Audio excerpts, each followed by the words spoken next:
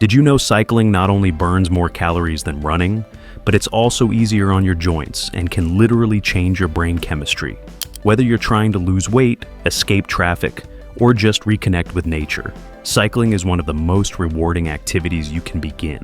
But if you're a beginner, the world of gears, bikes, and training plans can feel like a confusing maze. The wrong gear can leave you sore, the wrong diet can crash your energy mid-ride, and skipping the fundamentals, that's the fastest way to burn out or give up altogether. In this video, you'll learn exactly how to start cycling the right way.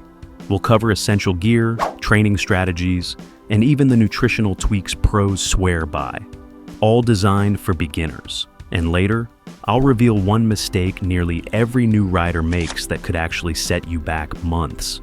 Let's ride. Let's start with your bike. And no, it doesn't need to cost as much as a used car. If you're just starting out, a reliable entry-level road bike or hybrid is perfect. Prioritize fit over brand. A bike that doesn't fit your body will turn every ride into a chore. Visit a local bike shop and ask for a basic fitting. Many offer it for free with a purchase. Now gear. Helmet first, non-negotiable. Look for one that fits snugly and is certified by your local safety standards. Next, padded shorts. Trust me, your future self will thank you after your first 20-minute ride. A decent pair of gloves can reduce numbness, and cycling shoes with clips, while optional early on, will drastically increase efficiency later. Lights, water bottle cages, a basic repair kit, and a portable pump are essentials, not extras. You don't want to be stranded miles from home with a flat tire and no backup. Once your gear is sorted, training is where the journey really begins. The biggest mistake beginners make: going too hard, too fast. Cycling isn't about heroics, it's about consistency. Start with short, manageable rides, 15 to 30 minutes, 3 times a week. Focus on building endurance first, not speed. Your goal is to train your body to be efficient, not exhausted. Stick to flat terrain early on. Hills will come, but they can wait. Track your rides using a free app like Strava or Komoot. Seeing your distance increase is more motivating than you'd expect. And don't ignore your recovery days. Muscles repair, joints adjust, and your cardiovascular system builds strength in the rest phases. Sleep well, hydrate, and stretch. You're not just riding, you're becoming a cyclist. Here's the twist most beginners never see coming. Your mindset matters more than your miles. Stick around because in a minute, I'll share a mental trick Tour de France riders use to push past their limits, and it works just as well for beginners on their first 10K. Now let's talk about one of the most overlooked but critical parts of cycling: fueling your body. Cycling demands more sustained energy than walking or casual jogging. You're not just moving your body, you're pushing it across varying terrain for longer periods, often under the sun. Without the right fuel, even the most motivated cyclist can crash, both physically and mentally. But don't worry, you don't need to eat like a Tour de France champion. For beginners, it's all about timing, balance, and listening to your body. Before your ride, aim to eat a light, carb-rich snack about 30 to 60 minutes beforehand. You want quick, easily digestible energy. Think of a banana with peanut butter, toast with a drizzle of honey, or a small bowl of oatmeal. Nothing too heavy. You want energy, not sluggishness. During your ride, especially if it's over 45 minutes, your body starts depleting its glycogen reserves. That's when mid-ride fueling becomes important. Energy gels are great, but so are more natural options, like a handful of dried fruit, dates, or even a slice of orange. Electrolyte drinks can help replenish sodium and potassium, especially on warmer days or during hilly rides. Don't wait until you're starving or thirsty. Fuel and sip consistently. After your ride, the recovery window begins. This is your body's chance to rebuild. You've stressed your muscles, depleted your glycogen, and likely lost key minerals through sweat. Combine carbs and protein within 30 to 60 minutes of finishing. A post-ride smoothie is gold. Blend some protein powder, berries, a spoonful of oats, and almond milk for a quick and effective recovery drink. Add a pinch of sea salt, or use coconut water to help with electrolytes. And finally, hydrate like it's your job.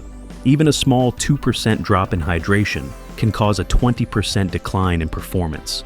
That's massive. Don't just drink when you're thirsty, drink before, during, and after every ride.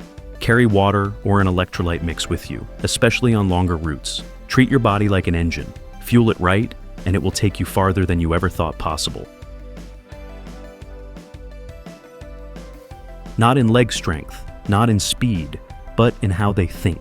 Cycling pushes your physical limits, yes, but your brain is usually the first to throw in the towel. Mental fatigue creeps in quietly. That voice that says, "You're tired. You're not ready for this. Just turn back." It's deceptive, and if you don't know how to fight it, you'll believe it. Elite riders have a trick. They call it segmenting.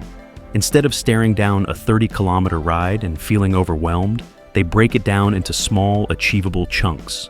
Just get to the top of this hill. Just 5 more minutes. Make it to that traffic light. It's a mental reset every few minutes. And when you're focused on short-term progress, the long-term effort suddenly becomes bearable, even enjoyable. As a beginner, you're going to have tough days. Days when your legs feel heavy before you even start.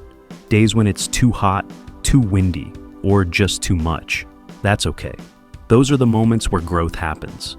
If you know how to meet them, segment your resistance. Tell yourself, just gear up. Then, just get outside. Then, just sit on the bike. Then, just ride 5 minutes. More often than not, the hardest part is starting. Once you're in motion, your body and mind will adjust. Momentum, quite literally, becomes your greatest ally.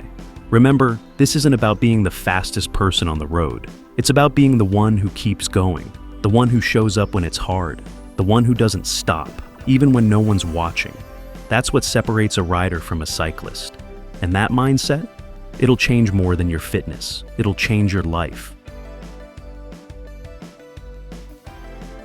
Here's the truth nobody tells you when you start. Cycling isn't just about burning calories or building stronger legs. It's not even just about getting faster or going farther. The real transformation, the one that matters most, happens inwardly. At first, it's all about the physical effort, the soreness, the sweat, the hills that feel endless. But somewhere along the way, something shifts. You stop noticing the pain and start noticing the rhythm. The hypnotic whirl of the pedals, the wind grazing your face, the sudden silence of early morning roads. Cycling teaches you to sit with discomfort, to lean into effort rather than avoid it. It builds a kind of mental grit you didn't know you had. You start showing up, not because it's easy, but because it matters. You begin to crave the solitude, to embrace the challenge and find joy in the journey, not just the destination. And then it happens. On some ordinary ride under a golden sunset or amid the hum of city traffic, you realize this isn't just exercise anymore. It's your space, your freedom, your therapy, your ritual. That's when you become a cyclist. Not when you hit 40 kilometers an hour, not when you buy the sleek carbon frame, but when the bike becomes an extension of you. When it becomes the place where you reconnect with your body, clear your mind, and feel most alive. That's the real magic, and it's waiting for you. So, whether you're just dusting off an old bike, saving up for your first new one, or still on the fence, remember this. Start small, stay consistent, eat smart, ride often, and give yourself time to fall in love with the journey.